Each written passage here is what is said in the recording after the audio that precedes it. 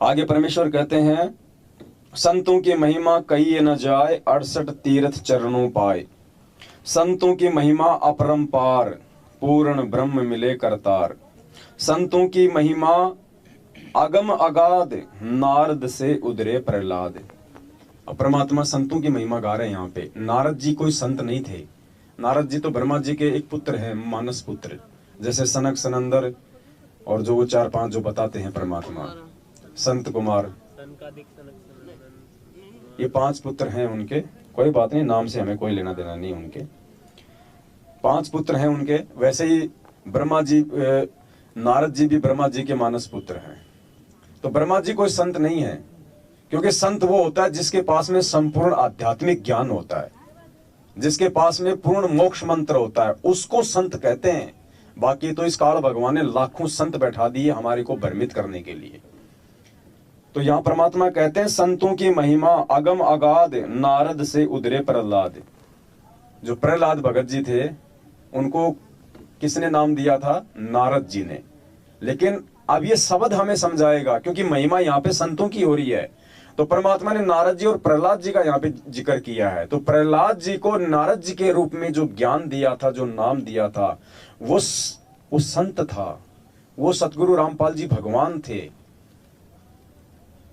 जो भिन्न भिन्न युगों में भिन्न भिन्न नामों से और रूप से वो यहाँ पे प्रकट होते रहते हैं। यही परमात्मा जो आज आप और हमारे गुरु हैं, जिन्होंने हमें वो मोक्ष मंत्र दिया है, जिन्होंने हमें शिक्षा और दीक्षा दी है, इसी संत ने, सतगुरु रामपाल जी भगवान ने त्रेता युग में नारद जी के रूप में, और उनको प्रहलाद जी को जो है वो मंत्र दिया था, जहां तक कि उनको आवश्यकता थी, जहां तक उनकी आस्था थी। क्योंकि महिमा यहाँ पे संतों की हो रही है। अब देखो पुण्यात्माओं, ये अध्यात्म है, और जब तक हम इन बातों पे विचार नहीं करेंगे, हमारे अंदर इतनी आस्था बनेगी नहीं। अब हमने तो ये मान लिया कि परमात्मा 650 साल पहले आए थे, बस। आज लोग इसीलिए तो विश्वास नहीं कर रहे उस परमात्मा पे कि सतगुरु रामपाल जी भगवान ही हो, कबीर परमात्मा है। उनके खुद के भगत ही 90% जो सतलोक आश्रम मैनेजमेंट हरियाणा के पीछे देखा देखी में चल रहे हैं, वो उन्हें परमात्मा क्यों नहीं मानते? क्योंकि उन्हें लगता है कि कलयुग में कि परमात्मा 4 युगों में केवल एक बार ही आया है। सतयुग में सतसुकृत नाम से, त्रेता में मुनिंद्र नाम से, द्वापर में करुणामय नाम से, और कलयुग में 650 साल पहले वो परमात्मा कबीर नाम से आए हैं। नहीं, देखो हम थोड़ा सा विचार करें तो हमें मालूम चलेगा। 650 साल पहले परमात्मा कब आए? सन 1398 में लहर तारा तालाब पे शिशु रूप में परमात्मा जो है वो प्रकट हुए 1398 में। अब 1398 से 6 साल पहले चले जाओ आप, 1392। 1392 में वही कबीर परमात्मा तैमूर लंग को आके मिला था, 7 पीढ़ी का राज दिया था। अब बताओ, क्या परमात्मा एक बार ही प्रकट हुआ था क्या 650 साल पहले? ये परमात्मा तो दिन में सैकड़ों बार प्रकट होता है, भिन्न भिन्न रूप बना के अपनी आत्माओं के 100 काम सारता है ये। तो परमात्मा कहते हैं, संतों की महिमा अगम अगाध, नारद से उदरे प्रहलाद। ये दयालु परमात्मा सतगुरु रामपाल जी भगवान अपनी विशेष आत्माओं के लिए भटकता रहता है यहाँ पे। जैसे भटकते भटकते आज ये परमात्मा आ गया है यहाँ पे। और पुण्यात्माओं, यकीन मान लेना, वर्तमान का जो रूप है हमारे पूज्य गुरुदेव जी का, जो शकल हम देख रहे हैं, जो सूरत हम देख रहे हैं, ये इनका वास्तविक रूप है। सतलोक में परमात्मा इसी रूप में है, और कोई रूप नहीं है परमात्मा का, यही रूप है उस परमेश्वर का। ये वास्तविक रूप है। अगर वर्तमान में परमात्मा अपने वास्तविक रूप में ना आवे, स्वयं यदि परमात्मा ना आवे, तो पुण्यात्माओं, जीव काल भगवान के जाल से छूट नहीं सकता। काल भगवान जीव को रास्ता नहीं दे सकता। एक बात बताओ, 650 साल पहले जब मोक्ष का टाइम ही नहीं था, परमात्मा ने किसी को पार ही नहीं करना था, जब तो खुद परमात्मा आया।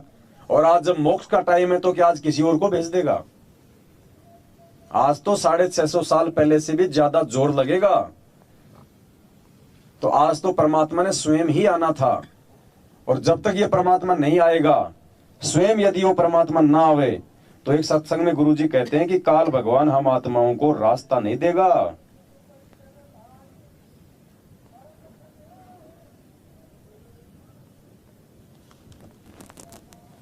देखो क्या कह रहे हैं पूज्य गुरुदेव जी।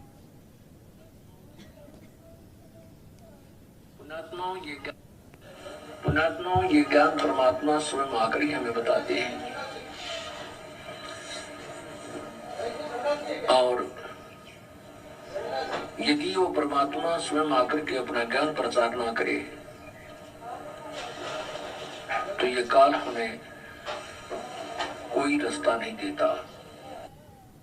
इसलिए परमात्मा को स्वयं आना पड़ता है यहाँ पे। और कितनी बार परमात्मा अपने सत्संगों में कहते हैं कि अपने द्वारा रची गई सृष्टि की सही सही जानकारी वो परमात्मा स्वयं ही आकर देता है। तो आज दुनिया में लाखों संत, महंत, मंडलेश्वर, शंकराचार्य हैं। क्या संत रामपाल जी भगवान के अलावा किसी ने भी सृष्टि रचना की यथार्थ जानकारी दी? कोई दे ही नहीं सकता, क्योंकि परमात्मा ही दे सकता है। इसलिए सतगुरु रामपाल जी भगवान स्वयं कबीर परमात्मा है। फिर गुरुजी कहते हैं कि तत्वदर्शी संत की भूमिका वो परमात्मा स्वयं ही निभाता है। और गीता जी क्या कह रही है? अध्याय नंबर 15 श्लोक नंबर 104 मोक्ष के विषय में काल भगवान अर्जुन को कहता है कि अर्जुन, यदि तुझे पूर्ण मोक्ष चाहिए, पूर्ण मोक्ष, तो किसी तत्वदर्शी संत की खोज कर, फिर उसके बताए अनुसार साधना कर, उसको दंडवत प्रणाम कर, उसको प्रसन्न कर, फिर वो तुझे ज्ञान उपदेश देगा, तत्व ज्ञान उपदेश, फिर तेरा मोक्ष होगा। अब गीता जी तो कह रही है कि तत्वदर्शी संत की खोज कर, खोज करने के बाद उससे नाम दीक्षा ले, फिर उसके वचन में चला, जीवन भक्ति कर। और मैनेजमेंट संगत से क्या करवा रहा है कि कागज की फोटो की खोज कर, आश्रमों में स्थापित कर, और फिर उसको जून में एक प्रगट दिवस के बहाने भोग लगाओ, हमारे को ज्योति पाठ का पैसा चढ़ाओ, तब तुम्हारा नरकवास होगा। तो देखो हमें कहां लेके जा रहे हैं ये लोग। अध्याय नंबर 16 श्लोक नंबर 13 में क्या समझाया गुरुजी ने कि शास्त्र विधि को त्याग कर जो मनमान आचरण करते हैं उनको ना सिद्धि प्राप्त होती है, ना मुक्ति प्राप्त होती है, ना उनके कोई कार्य सिद्ध होते हैं। तो पुण्यात्मा, हम क्या कर रहे हैं आज? ये गीता जी भगवान ने कोई दुनिया के लिए समझाई थी क्या? हमने ये सोच लिया कि गीता जी का पाठ तो भगवान ने, ये श्लोक तो गुरुजी जगत वालों के लिए समझा रहे हैं कि शास्त्र विधि को त्याग के मनमाना आचरण। हम तो गुरुजी की आ गए शरण में, अब हमारे ऊपर लागू नहीं है। ये गीता जी वेदों का सार है, परमात्मा का विधान है, ये सब पे लागू है।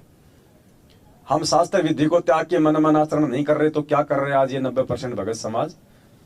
कौन से शास्त्र में लिखा है कि एक फोटो को पूजने से आपको मोक्ष मिलेगा, एक फोटो को भोग लगाने से आपको मोक्ष मिलेगा? परमात्मा कहते हैं चेतन से ती ओलना और जड़ से ती प्रीति। बताओ कैसे मोक्ष होगा? जो चेतन है उससे तो हम लोग छुपे बैठे हैं।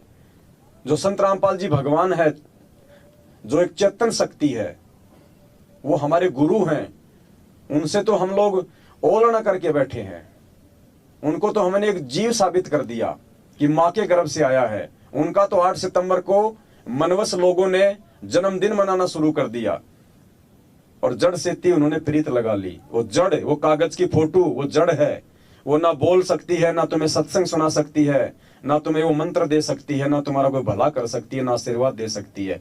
उस जड़ से काल भगवान ने हमारे को प्रीति लगवा दी और बड़ी खुशी से देसी घी के हलवे में करोड़ों रुपए बर्बाद करवा के और उसका प्रगट दिवस मनवा रहे हैं।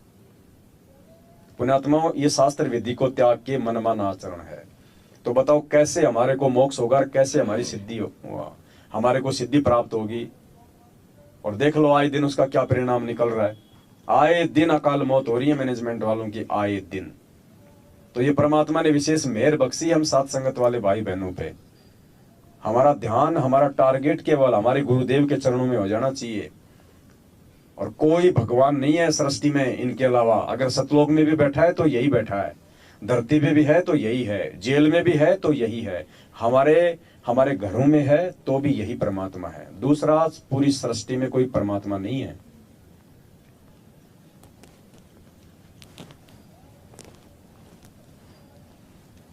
तो परमात्मा ने संतों की महिमा में बड़े विस्तार से हमें समझाने का प्रयास किया है। और आगे फिर क्या करें परमात्मा? संतों की महिमा अगम अगाध, नारद से उधरे प्रहलाद। ध्रुव भेटे नारद निर्वाण, अमरापुरी पर रचे विमान। जो प्रहलाद की मौसी का लड़का था ध्रुव, अब ध्रुव को भी नारद जी के रूप में उस कबीर परमात्मा ने ही आके वो मंत्र दी, वो दीक्षा दी। और जहां तक कि उन्होंने साधना की, उस आधार से उनको सप्तपुरी का राज दिया, अमरापुरी का।